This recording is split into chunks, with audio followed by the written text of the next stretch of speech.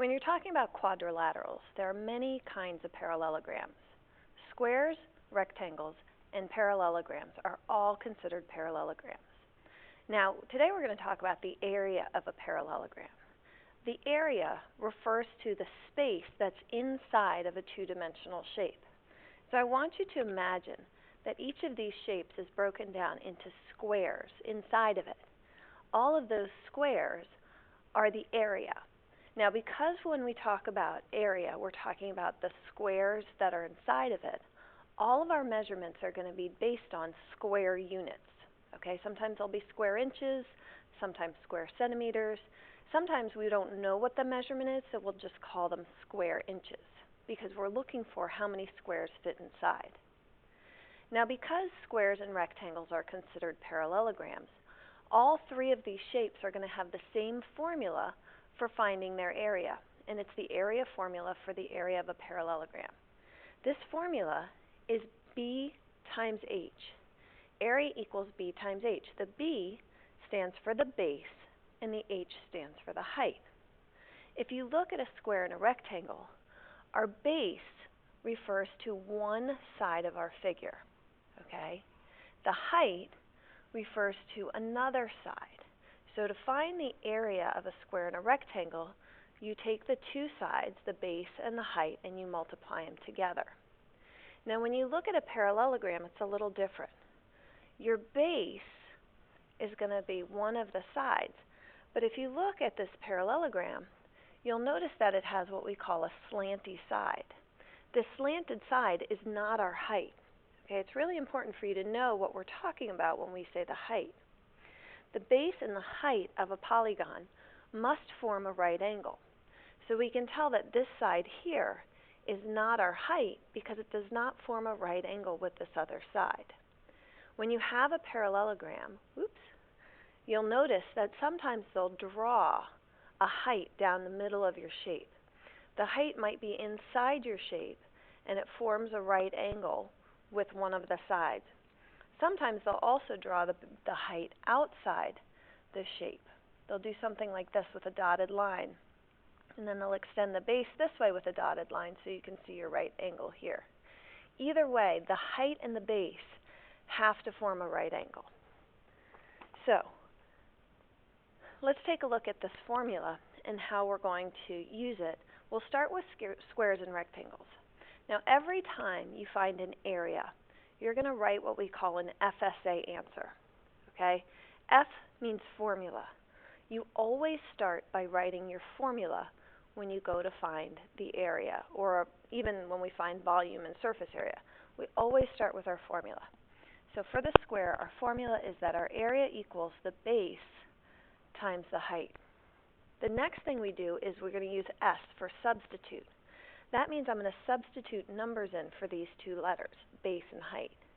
If I look, the base of this square is 4 units, so I'm going to substitute that 4 in for my base. My height is also 4 units. Because it's a square, they're going to be the same length, so I'm going to substitute a 4 in for my height. So area equals base times height means area equals 4 times 4. The last thing I have for my A is my answer. That means I'm going to figure out the answer to this. 4 times 4 is 16. Now remember, we said that when we're talking about area, we're talking about how many square units fit inside. So when I look at this and I label my answer, I don't know my measurement. We're just measuring in units, and we're going to call it units squared. Now there are two ways to write square units. One is with a little exponent 2. The other thing you might see is to use the abbreviation, SQ for square, and then units. Both of these mean 16 square units. Now let me show you how this formula works. My base times my height. If I were to count how many square units I have inside the shape, I can see 11, 13, 14, 15, 16. There are 16 square units inside the shape. It should make sense. I have 4 units going across. I have 4 groups of those units, so 4 times 4 is going to be 16. Now let's look at our rectangle over here. Again, first thing we're going to do is we're going to start with our formula. The area equals the base times the height. Next, we're going to substitute. My base is 6 units, so I'll put a 6 in there for my base. My height is 4 units, so I'll put a 4 in there for my height. And then finally, I need my answer. Area equals 4 times 6, which is 24. And again, we're going to label it with square units. I'll just prove it to you one more time here. If we look at this in terms of this shape, I've got, whoops, where's my pen? I've got 6 units going across,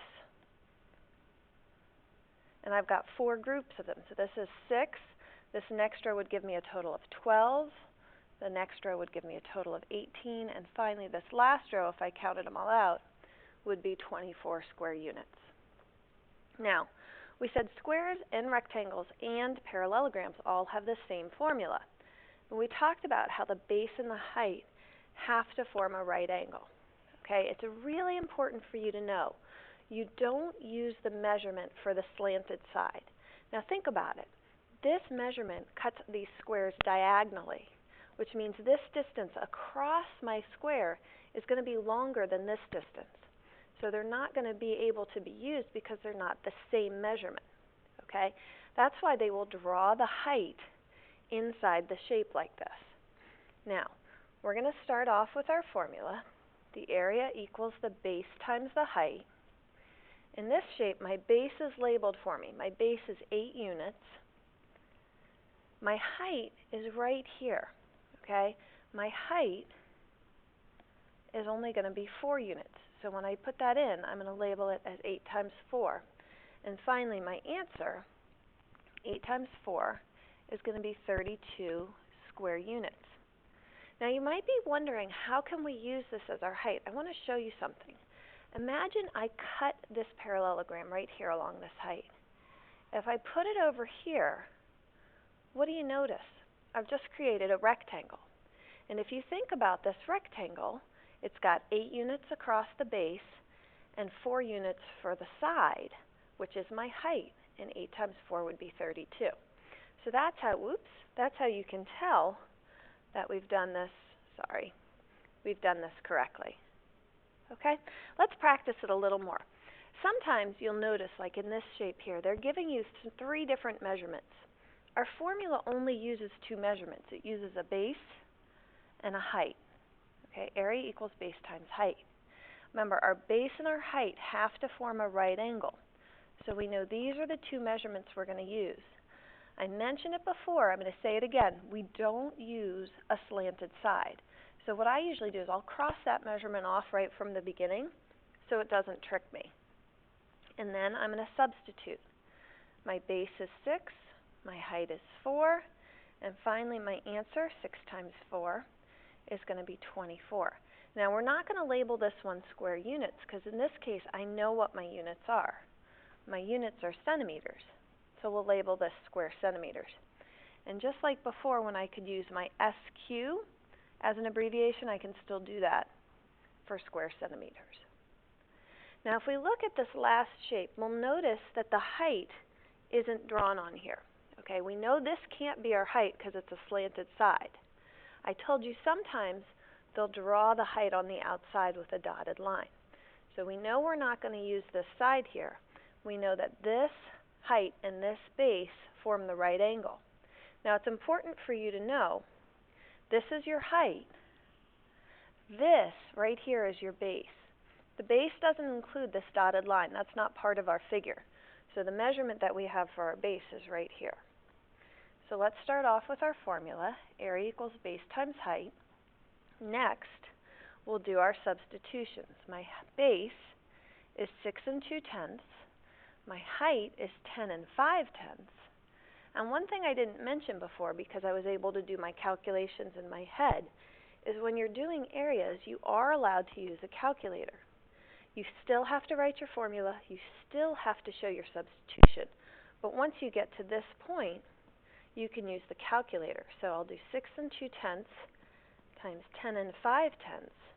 And I can see that my answer is 65 1/10, and then I'll just label it with my square centimeters. So remember, your formula for the area of a parallelogram is base times height, and the most important thing to know is your base and your height have to form a right angle, and we never ever use that slanted side as one of our measurements.